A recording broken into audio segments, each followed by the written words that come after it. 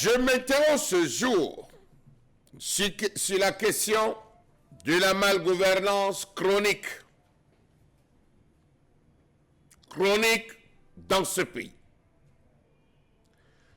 Je m'interroge sur les principes qui fondent la démocratie en Afrique, même si au Cameroun, on parle d'une démocratie à fort élan présidentialiste, excusez-moi du peu. Lors de la conférence annuelle des personnels du ministère des Finances, il y a 2 semaines à Yaoundé, la coordinatrice nationale de l'initiative pour la transparence dans les industries extractives a fait part de 2 principales attentes de ce mécanisme pour que le Cameroun s'arrime à la norme ITI 2023.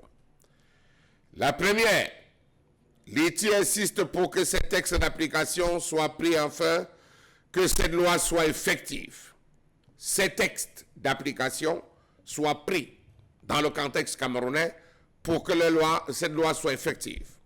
La deuxième attente est liée à la question des plateformes d'encaissement dans le cadre de la réforme de la comptabilité publique. Existe-t-il une plateforme d'encaissement pour ce type de projet, ce type d'activité au Cameroun? Que non. Nous sommes sous le principe de l'unicité des caisses. Comment comprendre que la loi qui transpose la directive CEMAC du 19 décembre 2011 dans l'ordre juridique interne camerounais soit restée inappliquée depuis 7 ans, pourtant promulguée depuis 2018? Pourtant, on sait qu'en 2019, le programme national de gouvernance a mis en place un groupe de travail sur le gouvernement ouvert, réunissant les membres du Parlement, des représentants des administrations publiques, des collectivités territoriales décentralisées et de la société civile. Pendant 12 mois, le groupe de travail a tenu plusieurs activités, dont des ateliers thématiques, et a pu produire des analyses stratégiques sur l'état du gouvernement ouvert au Cameroun, si on veut parler de gouvernance. Dites-moi ce qui n'a pas manqué, ce qui n'a pas marché autant pour moi, ce qui a manqué ou qui manque à nos dirigeants afin de développer efficacement le Cameroun d'aujourd'hui. Comment comprendre le fait que nos dirigeants ne réalisent pas qu'un pays très endetté ne puisse pas, dans un avenir proche, devenir émergent comme annoncé s'il n'opte pour une politique de bonne gouvernance et transparence? Voilà sensiblement 12 ans que sur le terrain s'active la CONAC, s'active le CONSUPÉ, s'active la NIF pour pouvoir régler définitivement au Cameroun la question de la corruption. Que disent les derniers rapports produits par la CONAC au sujet de la corruption? Gouvernance, gouvernance, gouvernance.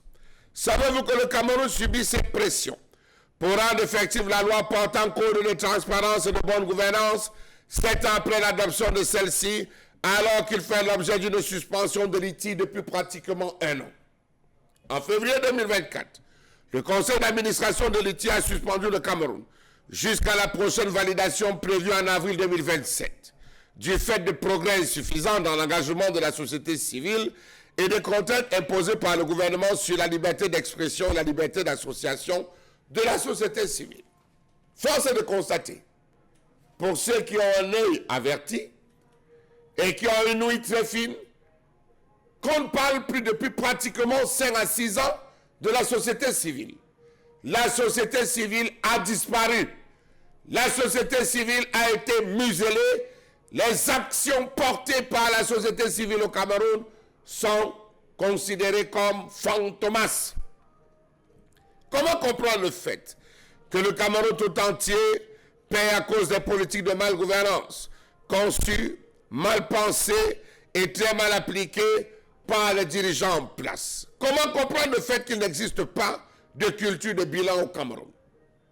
Le Fonds monétaire international, dans la dernière sortie, a exigé des rapports précis et concis dans la façon de gérer, dans la façon de dépenser, dans la façon de décaisser les fonds dans ce pays.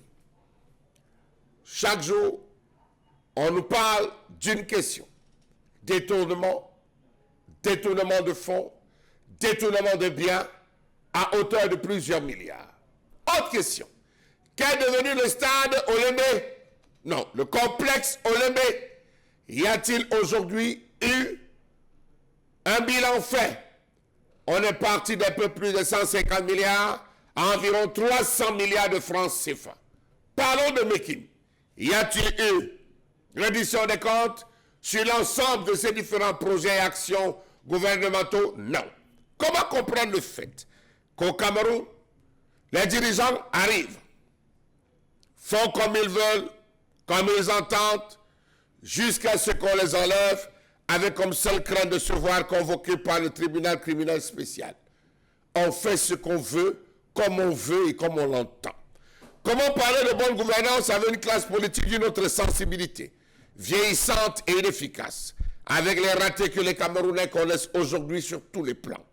Comment comprendre qu'aucun dirigeant de ce gouvernement, qu'il s'agisse du ministre de l'économie, de la culture, des finances, de l'agriculture, du tourisme, de l'éducation, de la santé, de l'emploi, de la communication, des postes et télécommunications, des transports et affaires sociales, de la justice, n'ait présenté depuis des années un projet de loi de réforme, comme on le voit en France, où les ministres se battent à défendre et à mettre sur pied un ensemble de projets de réforme qu'ils vont suivre et qui va être intégré dans la bonne gouvernance et la bonne gestion de leur pays.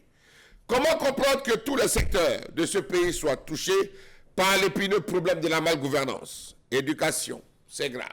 Les derniers cas de ces semaines, avec les élèves du BBM qui demandent un enseignant depuis septembre, nous démontrent qu'il y a un problème de gestion, un problème de gouvernance et de structuration au sein du ministère des enseignements secondaires.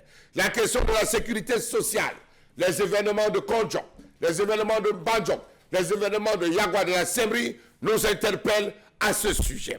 Au niveau de la santé, les cas sont énormes.